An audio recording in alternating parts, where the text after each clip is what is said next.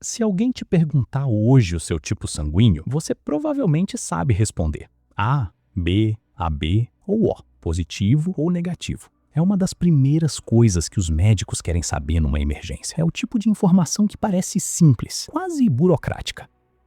Mas tem algo estranho nessa pergunta. Por que existem tipos diferentes? Por que o sangue humano não é simplesmente sangue? Todos nós somos a mesma espécie. Todos temos hemácias, plasma, leucócitos. Por que então uma transfusão do tipo errado pode matar? A resposta não está no presente. Ela está enterrada em epidemias que aconteceram há milhares de anos, em doenças que já não têm nome, de pessoas que nunca saberemos quem foram. Seu tipo sanguíneo é um registro desse passado. E ele ainda está funcionando agora, no seu sangue, enquanto você assiste a isso. A primeira coisa que parece errada nessa história é a seguinte: por que a seleção natural não escolheu um tipo só? A lógica básica da evolução diz que se um traço é melhor, ele se espalha. Com o tempo, o traço menos eficiente desaparece. É o que aconteceu com inúmeras outras características humanas. Então por que, depois de centenas de milhares de anos, os 4 tipos sanguíneos principais continuam todos existindo? Por que nenhum venceu? A resposta convencional é que são todos equivalentes, que é uma variação neutra, sem consequência evolutiva real. Mas a ciência passou as últimas décadas descobrindo que essa resposta está incompleta. Os tipos sanguíneos têm consequências, e as consequências estão ligadas a algo muito específico: os inimigos que tentaram nos matar ao longo da história.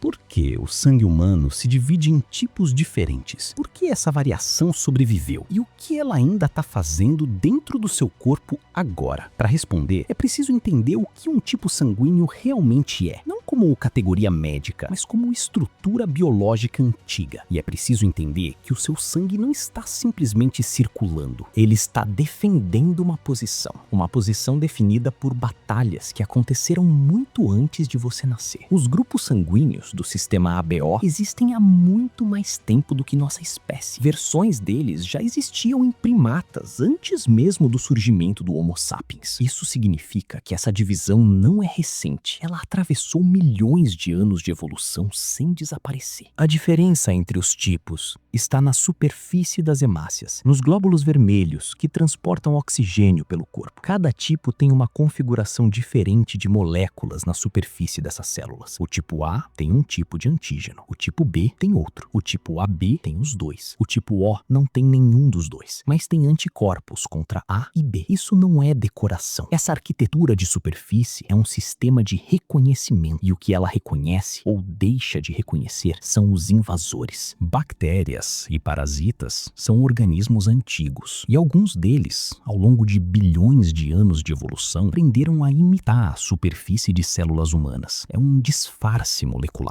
O parasita copia a estrutura química do hospedeiro para passar despercebido pelo sistema imunológico. Aqui está o problema.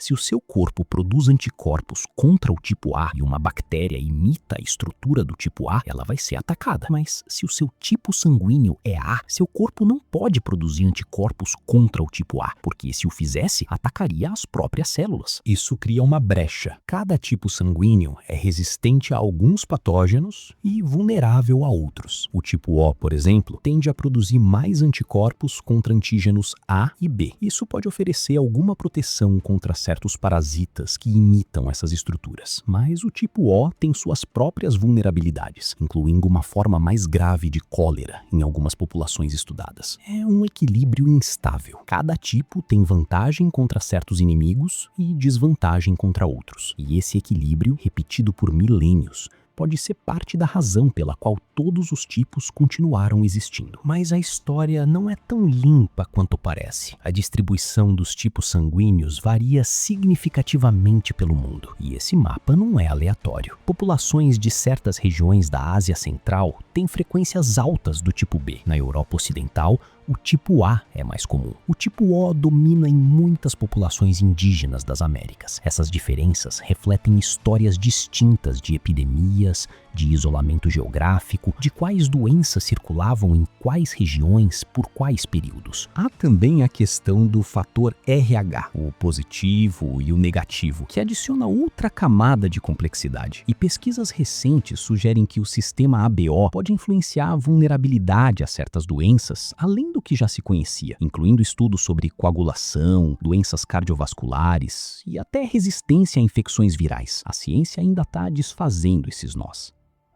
O que fica claro é que não existe tipo sanguíneo universalmente superior. Cada um é uma aposta evolutiva, feita em condições específicas. A maioria das pessoas acredita que o tipo sanguíneo só importa em transfusões ou em emergências médicas, que é uma classificação administrativa, como um RG biológico. Mas isso tá errado. O tipo sanguíneo é um sistema imunológico ativo. Ele tá operando agora, moldando como seu corpo responde ao ambiente. A diferença entre os tipos não é cosmética, é funcional. E essa função foi esculpida por doenças que devastaram populações inteiras antes de qualquer registro histórico. Você não escolheu seu tipo sanguíneo, mas seus ancestrais sobreviveram a epidemias específicas, em lugares específicos, em parte porque tinham esse tipo. E o resultado disso está circulando agora nas suas veias. O tipo sanguíneo não é uma categoria, é uma memória. É o registro molecular de quais invasores tentaram destruir sua linhagem e não conseguiram. Cada antígeno na superfície das suas hemácias é uma resposta a uma guerra que terminou milênios antes de você existir. Uma guerra sem nome, sem vencedores conhecidos, mas cujo resultado você carrega no sangue agora. A, B, AB, O não são rótulos médicos. São versões diferentes de uma mesma estratégia de sobrevivência, testadas contra inimigos diferentes em lugares diferentes, ao longo de tempo demais para qualquer um de nós imaginar. Hoje, quando você dá sangue, quando passa por uma cirurgia, quando um médico verifica sua compatibilidade, tudo isso depende de uma distinção que existe há milhões de anos. Uma distinção que a evolução manteve, porque cada variante tem seu papel. Seu sangue não é só o que te mantém vivo, é o arquivo do que quase matou os seus ancestrais.